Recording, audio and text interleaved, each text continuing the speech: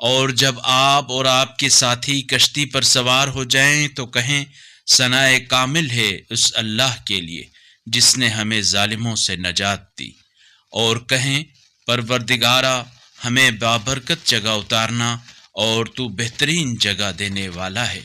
اس واقعے میں یقیناً نشانیاں ہیں اور ہم آزمائش کر گزریں گے۔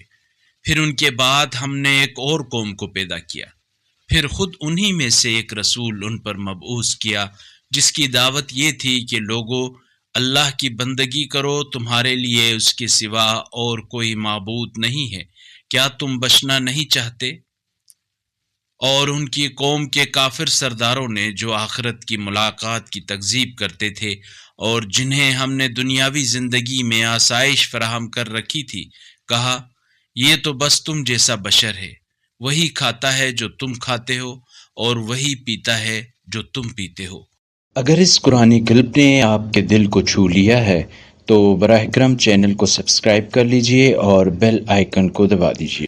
اللہ نور السماوات والارض، اللہ آسمانوں اور زمین کا نور ہے۔